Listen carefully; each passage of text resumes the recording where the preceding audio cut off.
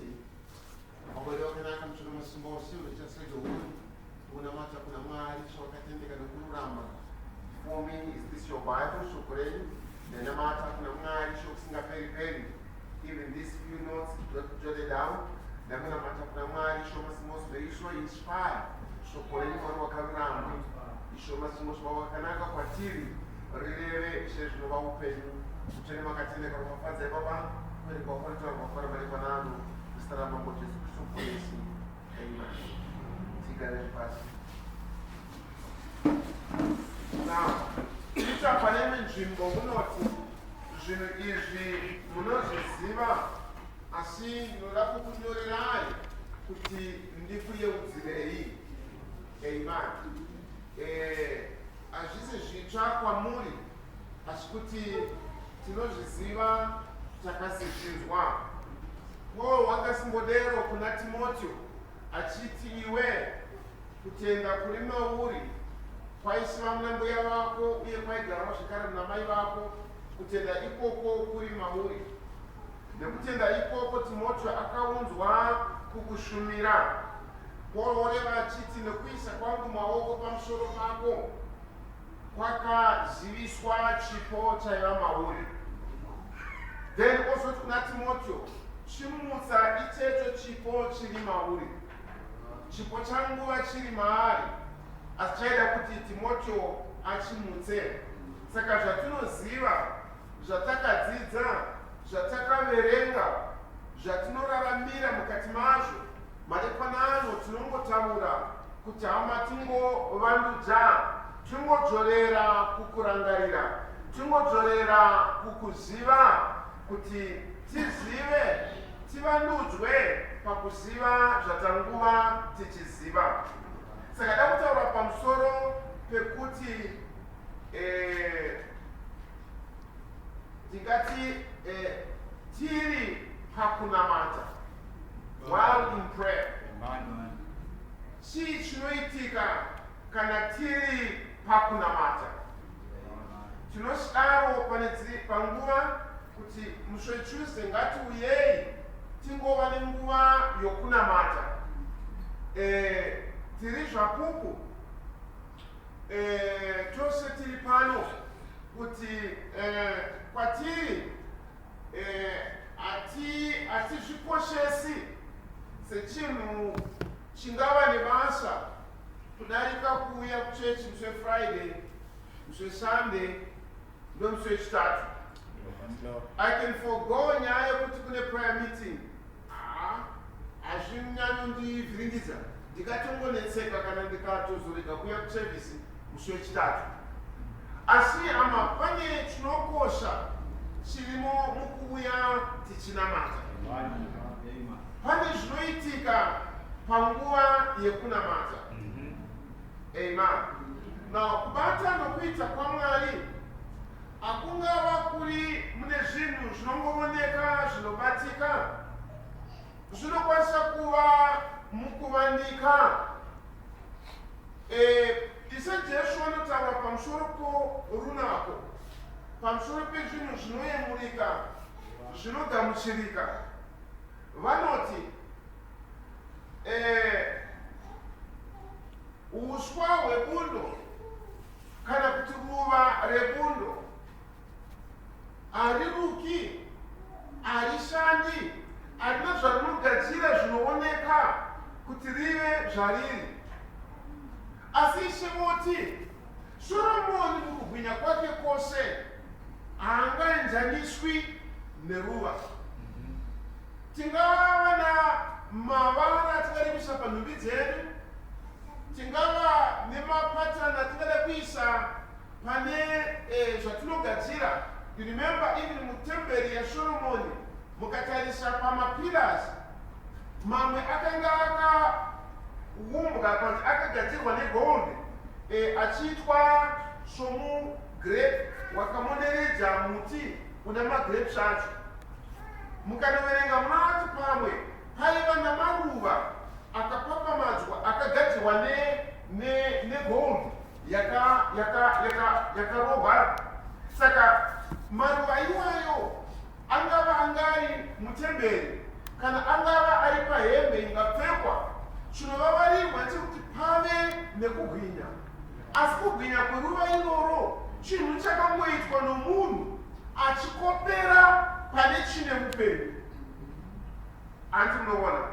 Saka mukatarisa ruva racho harioneki kushingaira kwaro kana kurwisa kwaro kana kukura kwaro kana effort yarinoisa kuti rizova ruva rakanaka.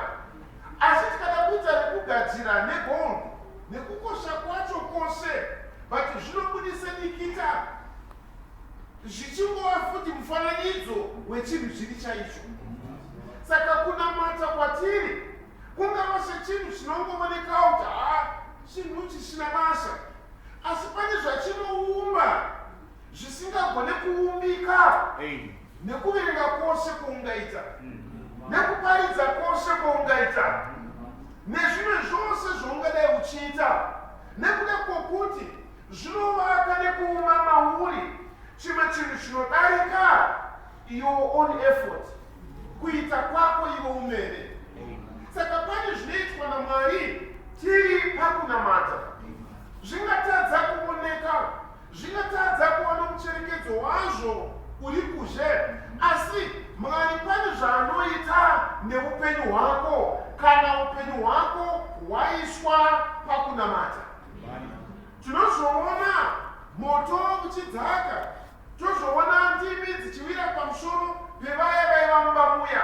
Asi Bhaibheri rinotaura richiti kuti zvizova pane zvakange zvaita pane pavakanga vazvipinza pazviri vari kukunamata ikoko mweya mutsvene wakadzaka.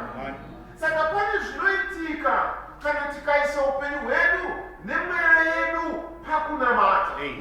Pane zvinovakika zvinokura nokuradzika matiri, asi zvisina bhero rinoridzwa, zvisina hwamanda inoridzwa, zvisina chinhu chinooneka kuti ndechichi chiri kuitika. Asi pane chinhu chakavandika chiri kubata kwaMwari zvinoita muupenyu hwedu kana tikazvipa pakunamata. Ndiyo nzira yakadiwa naMwari inodarika nzira dzose yekuti matiri muve nemaonekere ekubata kwaMwari muupenyu hwedu. Ishe vatibatsire. Now, saka pataverenga panoti namatai musingaregi.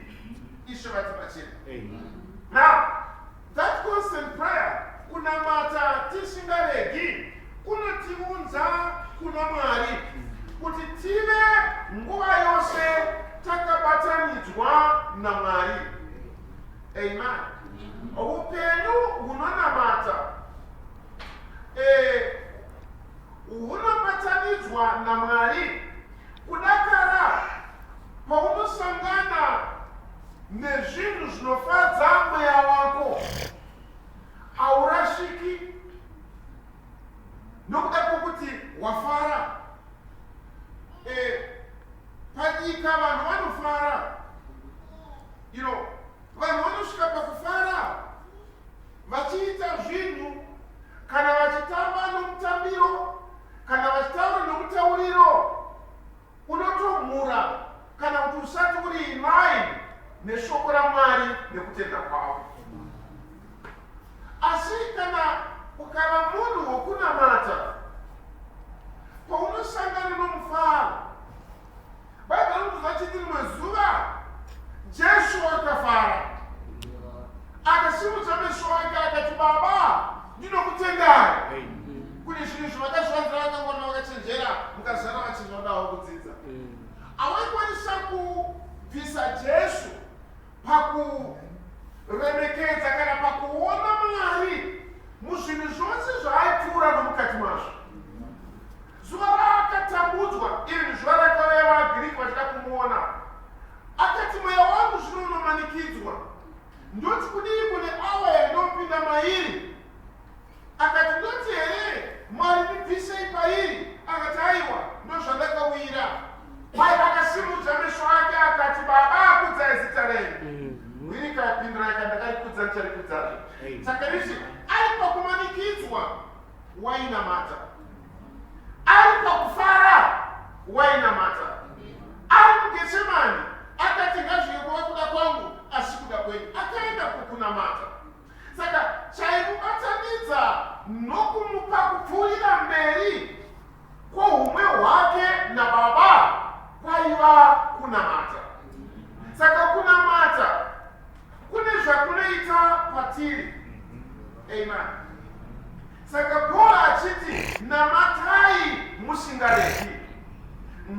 ngazvive hunhu, ngazvive upenyu hwedu. You know, pane imwe nguva kunamata does the least thing kanchinja tingangoiswawo kwokupedzisira, asi tichitsvaka kurarama, tichitsvaka kukunda machallenges eupenyu hwedu, tichitsvaka kubudirira pakurarama kwedu nenzira yezvinhu zvatinovaka isu nokutsvaka isu nesimba redu. But kuzviisa kuna Mwari zvakanaka nokupfuura. Ishe vatibatsire. Pana Peter kutanga chapter 2, tingaverenga verse 2. Peter kutanga chapter 2 verse 2. Savacheche vachangoberekwa pangai mukaka womweya usina kushatiswa kuti mukure nawo mugoponeswa. Amen. And in Matthew chapter 5 verse 6. Matthew chapter 5 verse 6.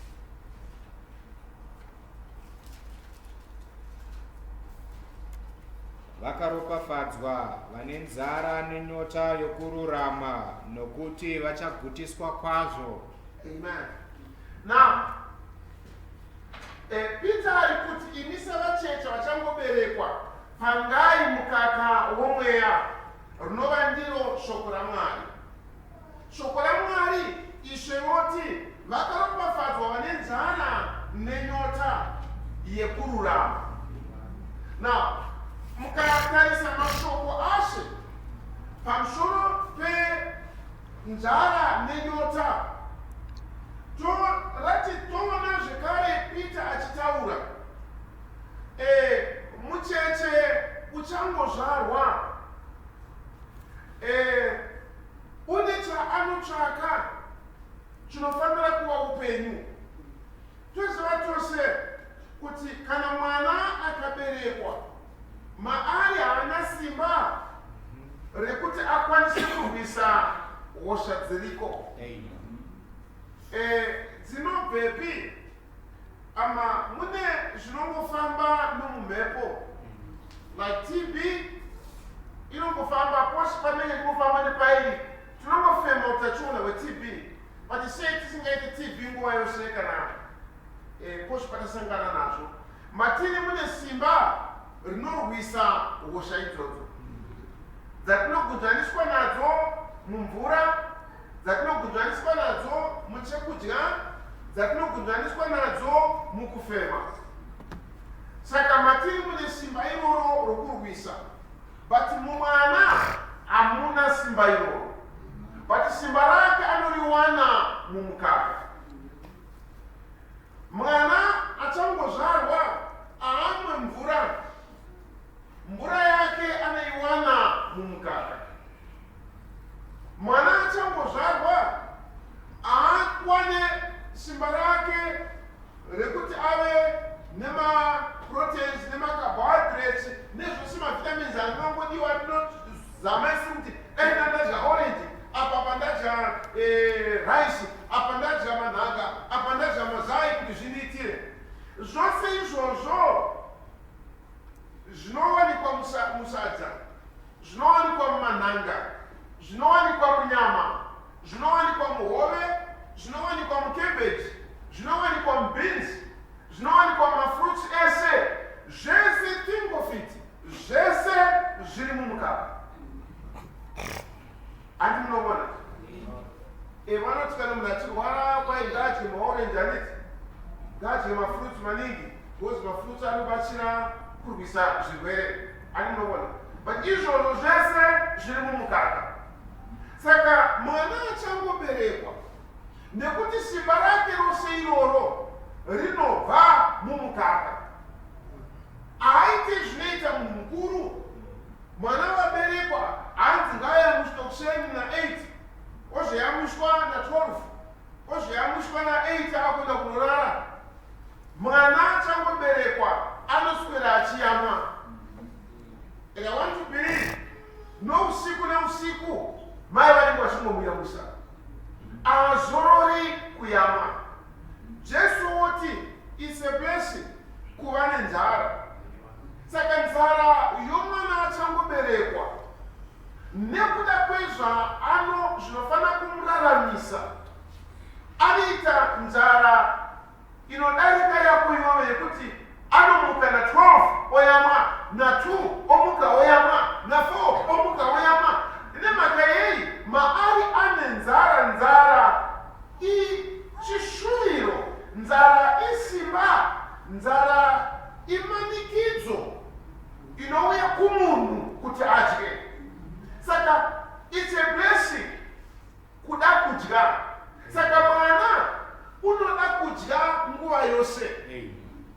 Nemhaka yekuti ndokwaanowana upenyu hwake nedziviriro yake. Saka Paul otiti isisu namatai musingaregi. Haisiri nyaya yekuti nanamata kuseni ndozvonamata masikati ndozvonamata mauro zvaringana. Ndangwena uchechi mushure Sunday ndanonamata zvaringana. Kunamata kwakuudzwa pano sokuyamwa kwomucheche. Namatai musingaregi.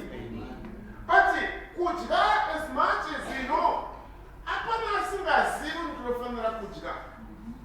Asi Mwari pamusoro pekuziva kwako kudya, iwe ungawedzera kuziva ikoko pamusoro penyaya yokudya. Ukaverenga mabhuku anotaura pamusoro pekuti kana uchidya unofanira kudya unozviziva, unofanira kudyei. Woverenga mabhuku akanyorwa nevanhu vanonzwisisa nyaya yechikafu zvachinoita mumuviri womunhu, wonyatsa kuziva kuti ndinofanira kudyei, handifanira kudyei. Andi munobona? Saka neruzivo irworwo rwese hakuna kukwana. Mwari wakaisa zvechimwe chinodarika zvose inova ndiyo nzara. Saka muviri wako unorejesta, unodarika zivo yomungadai wakaita akwaya pamusoro pekudya. Muviri wako unoda kudya nesimba rechinhu chinonzi nzara. Amen. Saka zvakateiwa mauri kuti ude kudya. Saka Jesu achiti vakaropafadzwa vane nzara iyoyo. Nzara hauigadzire iwewe. Nzara hausiri unoiti ngaivepo. Nzara ishangi chakaiswa naMwari mauri. Saka vakaropafadzwa iwe kana Mwari akakupa maruramire ekuti uve nenzara. Then toona kuti nemhaka yokuti zvinofanira kuva kuti udye nzara nenyota, kuti udye nokumwa mvura. Then kunamata kuti kusava zvekare tsika, kusava zvekare chiitire. Nekuti panyaya yokunamata, kunyange tikanamata sei, handifungwa tinodarika kunamata kunoita veIslam. VeIslam vanodzidziswa kuti unofanira kunamata 5 times pazuva. Saka hazvina basa ari kupi pane munguva ndichitarisa Saddam Hussein achitongwa, ndakanavidzwa nepa ari mukota akati nguva yekunamata yakwana. Saka ndifuna kunonamata. Zvikanzi uri mukoti kaSaddam uri kutongwa pano, mbomire izvozvo. Zvikanzi saka mda kuti Mwari amirire futi nokuti nguva yake yekunamata. Saka ndinofanira kunonamata. Saka vanhu veIslam vanonamata 5 times a day. They make it vanofanira kunamata. Amen. Mukaenda kunyika dzakakudzwaniswa zvakanyanya nechiIslam, kunyange muairport mune nzvimbo yakagadzirirwa yekuti vanofanira kuenda, mune room inovakwa muairport building yekuti vakamirira ndege nguva dzekunamata kana dzakwana votonamata. Mundege dzekunyika dzavo idzo dzese kunana Kuwait, kunana United Arab Arab Emirates kana muri mundege vane zvima video zvinoiswa mundege zviya pane chinobudisa ruti kuti ndege iri kufamba sei. Ichocho chinenge chakanongedzera kuti iko zvinezvi tiri makilomita mangani kusvika kwatiri kuenda, uyezve makilomita mangani kana kuti Meka guta guru rechiislamu riri kupi. Pane kakatonongedzerawo iko kuita kuti vese vari verudzi rwokunamata kwechiislamu vari mundege kana nguva yavo yekunamata yakwana, nekuti kana vachinamata vanoita samadzibaba anofanira kunamata akatarisa kumabvazuva. Zvino ivo vanonamata vakatarisa kumeka. Saka ari mundege imomo anofanira kuti aziviswe kuti Meka iri kupi, kuti kana akafunga zvoda kunamata anomutarira ikoko, kana achinamatira mumwoyo whatever, asi ari kuziva kuti Meka iri kwakati. Zviri mavari somutemo kuti vanonamata, but ivo vanoda kuitwa nenzira iyoyo yekuti uve mutemo wokunamata. Makapiwa nzara yekuti mudye, kwete zvibva kuziva kuti unofanira kudya, asi zvibve pakuti wava nenzara. Ishe vatibatsire. Saka Mwari nenyasha dzake unosika kuti unogadzira namagadziro aliita nzara matiri, agadzire matiri maruramire ekuda kunamata kwacho. Pomufana hasi kuti pamutemo wokuti unofanira kunamata musingareki. Paul ari kuratidza kwatiri kuti pane zvinofanira kuvapo upenyu hwedu kuti tinonamata tisingaregi kunamata kwacho.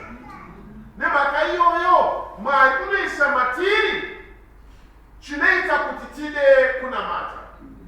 Amen. Peter otaura pane otaura Jacobo otaura pane nzvimbo oti ndiani ari kutambudzika ngaanamata. Saka chimwe chakaunzwa naMwari muupenyu hwedu kuti madambudziko atiunze kukunamata. Ndizvo dii ndinoite pakunamata ndine nziyo, kunyangwe nenziyo dziripo dzatinoimba nokuti tasvikawo pakumanikidzwa. Musandipfuure Jesu, pamunoropafadza vamwe neni mutoropafadzewo. Is that right? Jehovha ndiye mufudzi wangu, ani ndizvo, nditungamire Jehovha. Amen. Asi ndiani ari kufara? Jacobo oti ngaaimbe nziyo. Tinadzo nziyo dzatinoimba nekuti tinofara. Can you see? Saka nhamo dzedu nemufaro wedu zvinova matiri senzara inotiunza kukudya. Izvi zvinotiunza kukunamata. Saka namatai musingaregi. Amen. Profita wakataura pane nzvimbo akati, make it a habit to pray. Ngave chiitiro chako kunamata. Ishe vatibatsire. Saka chingava chiitiro chako sei kunamata? Nekuti unoteya mweya wako, unoteya upenyu hwako, unoteya kurarama kwako pazvokwadi nesovereignty, kuti umambo kana kuti kubata kana kuva nesimba kwaMwari pamusoro peupenyu hwako. Izvo zvinokupa kuti unamate. Kana Mwari wakateiwa, saiye ndiye the absolute, ndiye mukwanirisi, ndiye zvose zviri kurarama kwako. Zvechokwadi kana ukafara uchangozviisa kuna Mwari mufariro. Sapolo anoti kwakanyorwa kuchinzi anozvikudza ngaazvikudze munashe. Unozvikudza nei?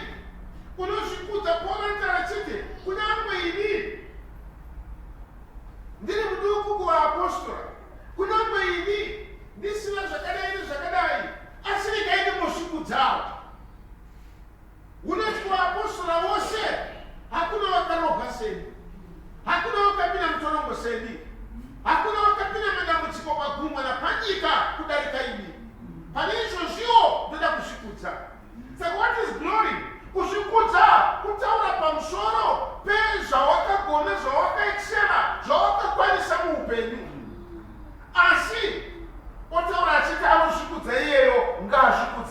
She.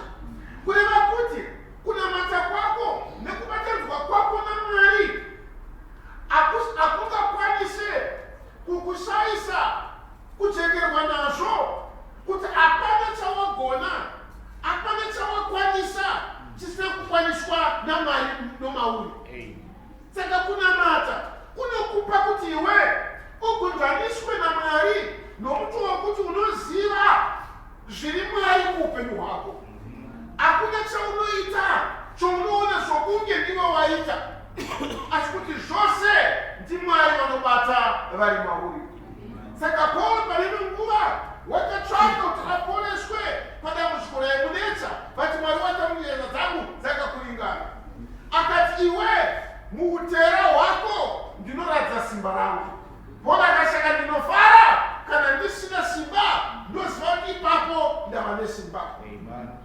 Nekuti kushayiwa kwake simba kunomuudza kukunamata kuti akumbire simba rinobva kuna Mwari. Kana pakaziva nechinoitika nesimba rabva kuna Mwari, haazvipe krediti yacho, anopa krediti kuna Mwari. Mwari okudzwa. Saka zvokuudza mberi, zvobatsira upenyu hwako kuti kunyange wakaipa vakakurwisa, kunyange zvakaipa zvikauya nenzira yako, unotsvaka kuti Mwari ave ndiye murwiri wako. Kana zvadero zvinoshandira upenyu hwako, hauzomurarama anyhow. Hauzorarama munhu asina hanya nezvaari kuita, nezvaari kupfeka, nezvaari kufamba mazviri. Because iwe unotsvaka mauri mateiwa hunhu hwokuva pamwe naMwari. Ndochikonzera vaprista vaipfekedzwa kuti vaigadzirwa nhumbi dzekunamata nadzo. In the Old Testament vaiva nenhumbi dzavaipfeka dzekuenda nadzo mutemberi. The other thing, vaprista vaiva vasingafaniri kuenda kundorima, vaiva vasingafaniri kuenda kundorwa muhondo. Saka kwavari vaiva vasina nguva yokupfeka hembe dzekugobora nadzo magobo, vaiva vasina hembe dzekusakurisa, vaiva vasina hembe dzokuenda nadzo kuhondo. Hembe dzavo dzose dzaiva dzekunamata. Can you see? Now, Paul wants to namatai musingareki. That's why I believe kuti aupfeke hembe zvinopromota zvokuiva kwana macheso. Aupfeke hembe zvinopromota zvinoitwa nevekufeva. Augereiwo musoro wako namagerero anoitwa navanhu vane zvavanenge vachida kuti vaite. Ani kuziva mastyles, mahairstyles, vangava majenarisi, vangava vanotamba magitare, avakugerwa mugero wavanhu vese. Vane special card inoenderana nezvavanenge kuti vaite. Vati mamboona maprofessional photographers avagerwa mugero wavanhu vese. Vane zvavanoita zvinoda kuti zvimute depict kuti vanombova vanhu. But iwewe uri munamata. Can you see? Hauna nguva yaunopfeka nhumbi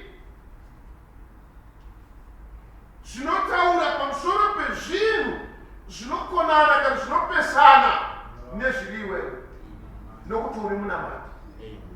Saka vaprista vaipfekedzwa mbatya dzekuti chero nguva anenge ari panguva yaakabatanidzwa nenyaya yaakatemerwa kuti ave munamata, murevereri wavaIsraeri. Amen. Saka namatai musingareki. Saka tinobatanidzwa nenyaya yokunamata nezvose zviri nharaunda dzeupenyu hwedu. Ndizvodi? Handidi kuzviisa muchimiro chinozwa pakati pangu nomunamato wangu. Handidi kuraramira upenyu hunozondipa kutadza kufugama chiya pamberi paMwari ndichimunamata. Zvoreva kuti kunamata kwandiri haichisiri nyaya ndonamata kuseni kana ndonamata masikati, asi kuti ndararamira chimiro chinondipa makwanisire ekuuya pamberi paMwari ndichisimudza maoko angu ndichimunamata. kunamata. Paul arevera achiti ndinoda kuti varume vasimudze maoko matsvene panzvimbo dzose vasina navo. Tisingararambiri mune zvinhu zvinozoti zvinonondikonesa kuti ndinamate nditaure naMwari. Ishe vatibatsire.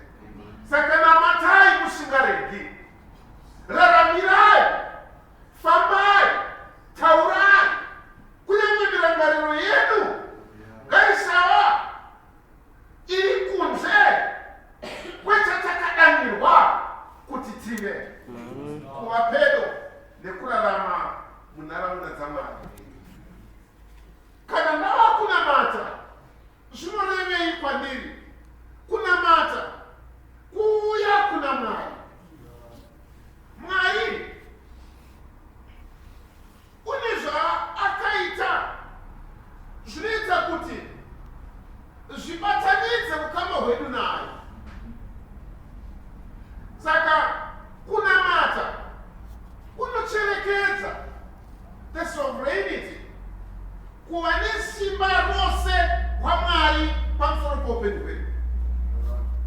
Andina pandinoraramira ndichibvisa the authority, ndichibvisa simba rokuva Mwari kwaMwari muupenyu hwangu.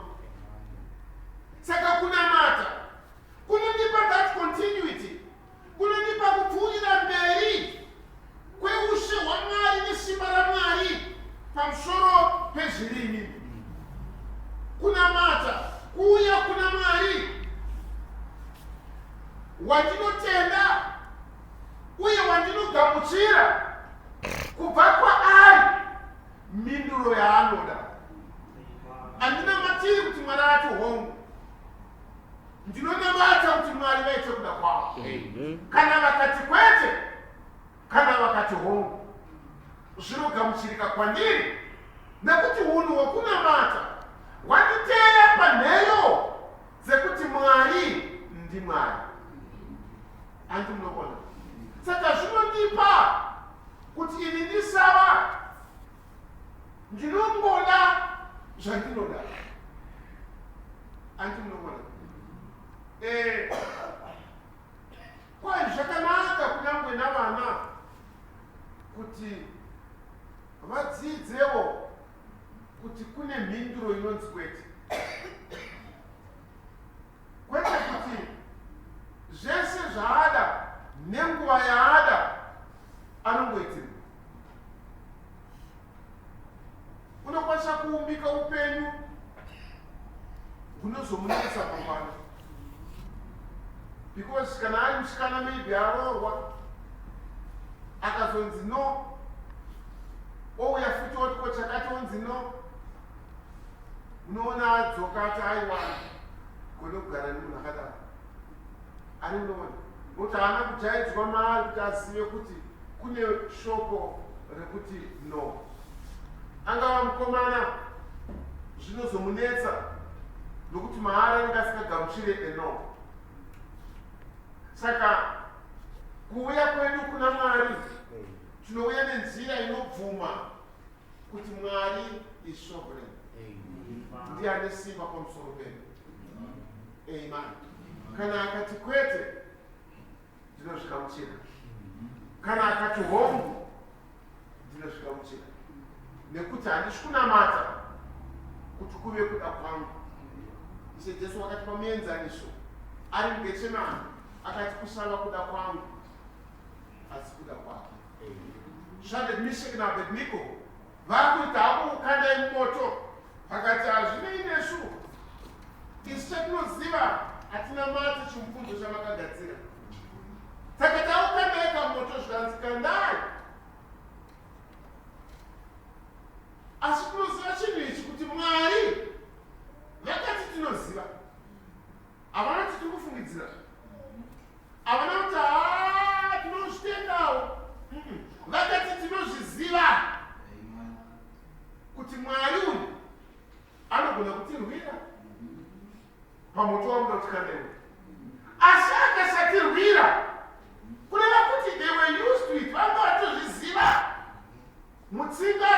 upenyu hwavo kuti Mwari pane nguva anorega zvaunongochida iwe. Saka akatsaka kana Mwari vakarega kutirwira, still hatina mata chibvunzo ichi. Andi munoona. Saka ndiye Mwari watinonamata. Asi Mwari wahama dzedu dziya, zvinoti January mwedzi wokuti vavengi vako vese vakuona chikudirira. February imwedzi wokuti vavengi vako vese uchavaviga ndiwe. March ndeyekuti wewe zvose zvauri kuda paupenyu uchazviwana. Zvese goni kusvika pana December hapana pane problem.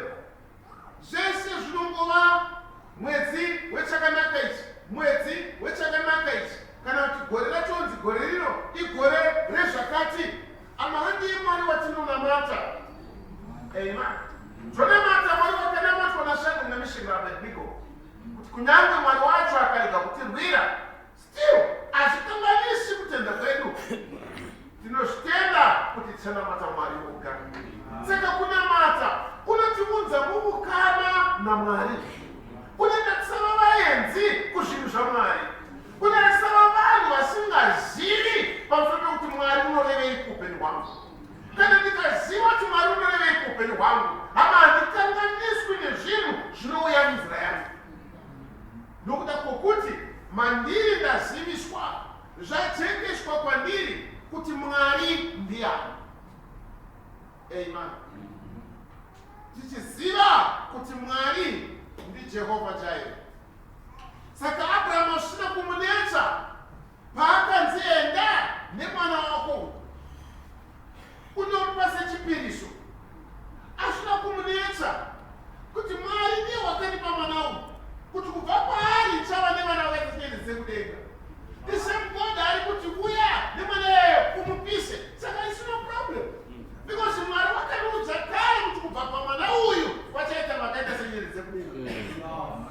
Saka kumupisa nekusamupisa as far as God is concerned, hapana chinonetsa. Nokuti akanga apfudzwa nemuupenyu hwacho hwokuti kunyange akange afa, nechizvaro chasara chafa, but Mwari wakavapa mwana uyu. Zvakabva paThe experience yavakapfudzwa nomairi, kwete pateaching yavakanzwa kuchechi. Chowisana. Hatiraramiswi nokungoti nokuti adzidziswa kuchechi, nodani zvataurwa kuchechi. Aiwa, tinoraramiswa zvatinopfudzwa nomazviri naMwari. Amen. Kuchechi hakutaurwe nyaya yokuti tingonzwa. Kuchechi kunotaurwa zvokuti zvitizivise kuti tinofana kupfuura novakadii, tofana kuitei. Amen. Saka namatai musingarengi. Mwari wokudenga vatibatsire. Ishe vatibatsire. Amen. Ngatidzokei pataverenga paya. Pane vaTesalonika taverenga chapter 5 was it?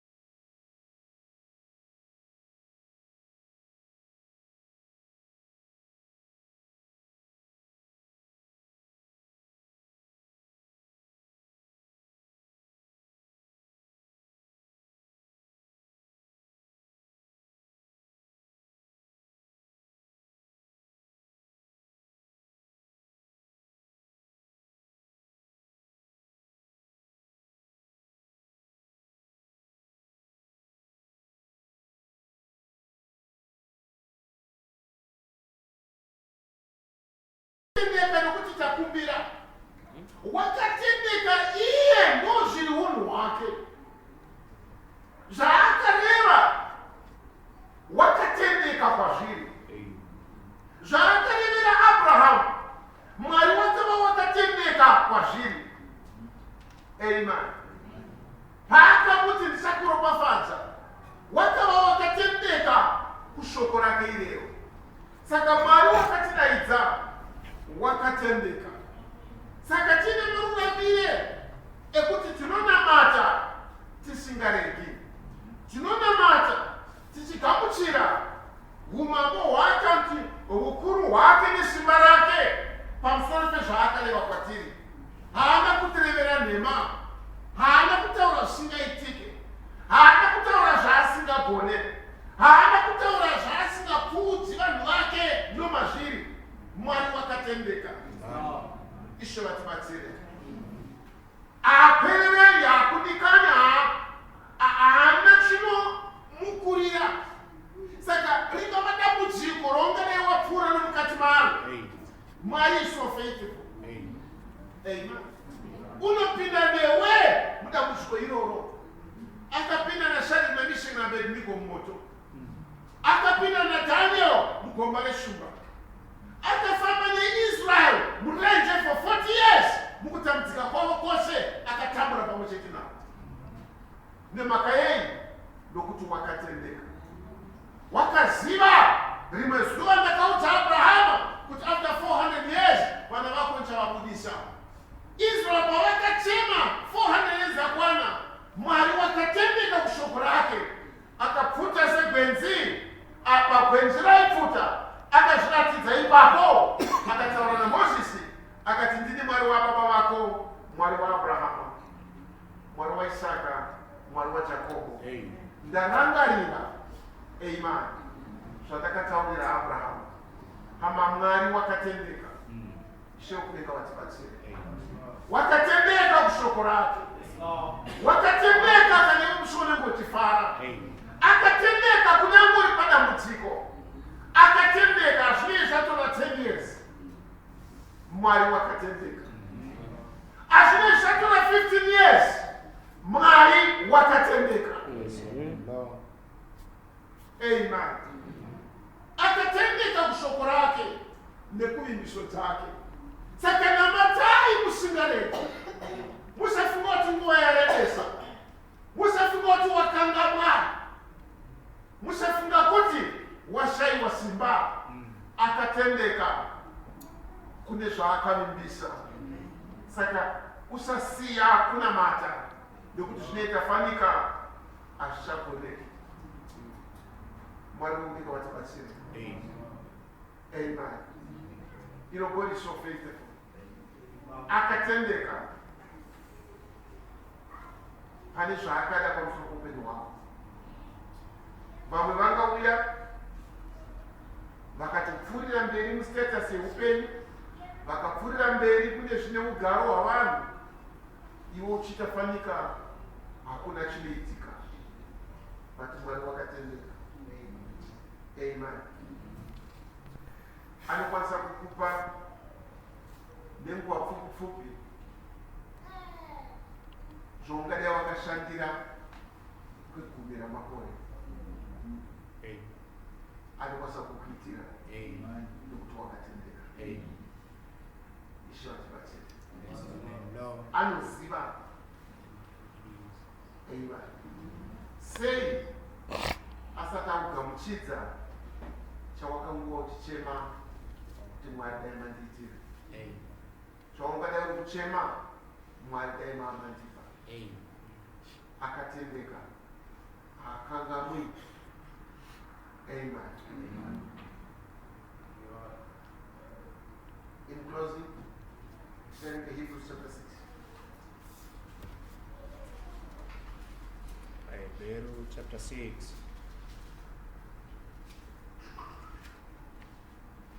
Verse 10. Nokuti Mwari haazati ari kusakarurama kungakanganwa basa renyu norudo rwamakaratidza nokuda kwezita rake, zvamakashumira vatsvene muchivashumira nazvino. Amen. Mwari haasi kunga kusakarurama. Amen.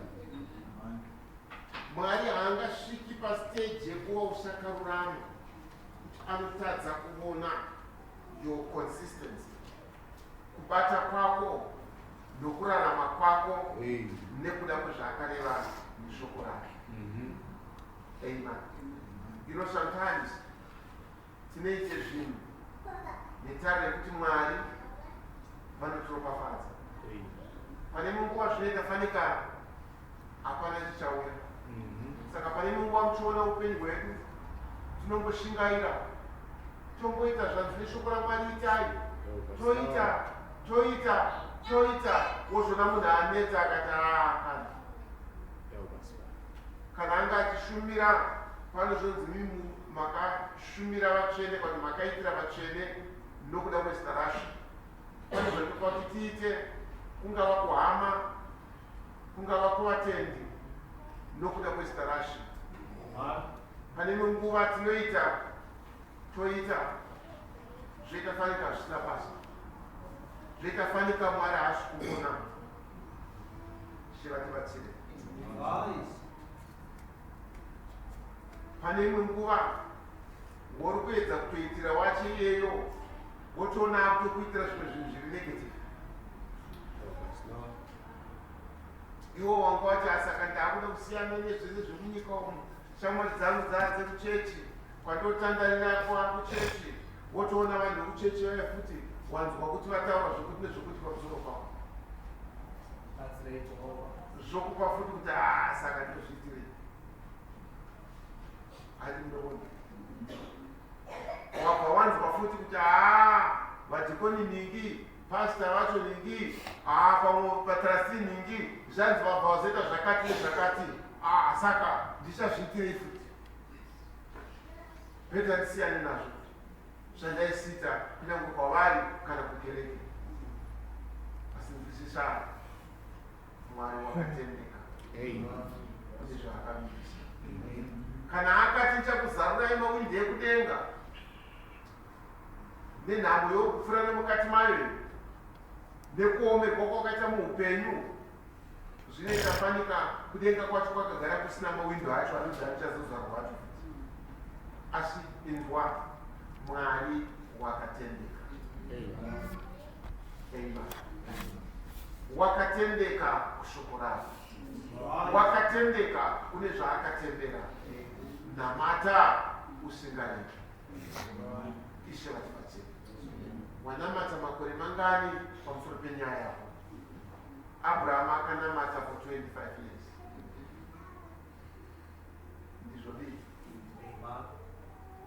Imi munoti vaIsraeri pa400 days esedzodzo vakazongonamata dzatokwana 400 days chete. Kune vakanamata zvikaita fanika zvisiku. Handiti Timoteo anoti kutenda kuimauri kwaiva muna mai vako vaRoisi nambuya vako vaJuniki, nhasi kuri mauri, kureva kuti before Jochebed vasati vabereka Mozisi vachizomuona kuti mwana akanaka akafanira, zvoreva kuti masuro muna vamwe vainamatira wenyaya ino yekuti ko Mwari uripiko wavakagacha kuti atibudise muna. Varipo vakafa vachinamatira nyaya ino, Mwari achikafanika asinganzwi, asvika kukudzai. Rimwe zuva Mozisi akazvibereka. Saka Mwari akatendeka kune zvaakareva, haana kuzviita nhasi, kunyange akasazviita mangwana, kunyange akasazviita mwedzi unouya, kunyange zvikasaitika gore rinouya, asi nzwisisa hama dzangu, Mwari wakatendeka. Amen. Nyaya yako haina kuexpire, munamato wako hauna kupundikana. Imi munozviziva kuti Daniel akanamata for 3 weeks akatarisira minduro haina kuuya, asi Mwari akapindura musi iwoyo waakanamata. But muchinda wePezhia anga akabata minduro yako. Amen.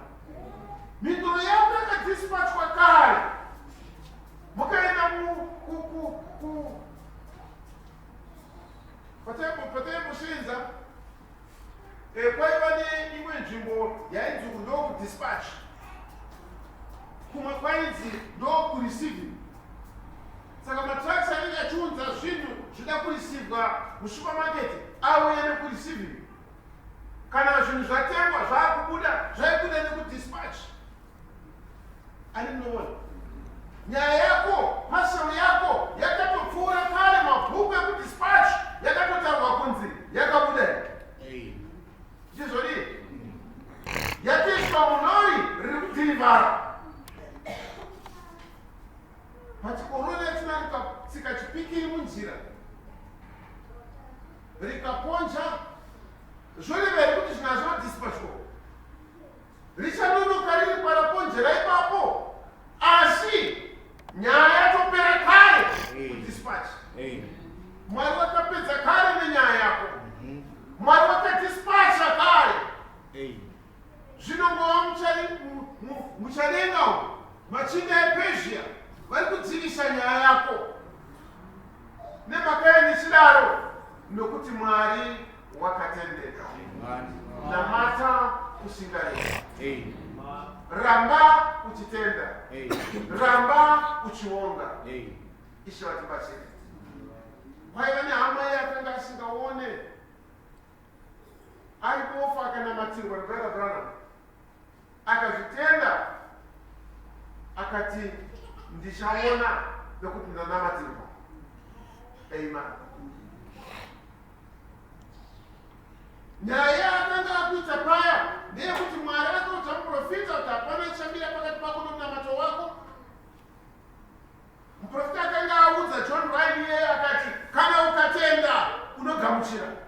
Akati nyaya yangu yapera. Saka akanga akuitei pese paaifamba aine chichumbo chake achikokokoko munjira, vatanga achiti praise God I can see. Praise God I can see. Iwe kwechii chandakabata ichi handisi kuziva, rega ndisinzwe. Anzi aiwa ndinobata kauri kuti ndiri kuona. Akati yes, praise God I can see. Amen. Asi zvakatora mazuva mangani achingorumidza Mwari kuti Mwari wataura zvarungana. One day agere mubaba shop achigerwa akasitara kwekupedzisira praise God I can see. Mesa achibvavuka. Amen. Nokuti ava Mwari wakatendeka. Dambudziko rako is not too big for God. Kurema kwaro hakuremeri Mwari. Kudzika kwaro hakukundi Mwari. Atiimbire pamusoro perudo rwake kuti rudo rwaMwari is so wide. Haugone kutendekisa. It's so high. Haugone kuenda pamusoro paro. It's so low. Haugone kuenda pasi paro. Amen. Rudo rwaMwari rukuru pamusoro poupenyu hwako. Usazviita chinhu chisina maturo. Usazviita wenhando. Namata usingareki.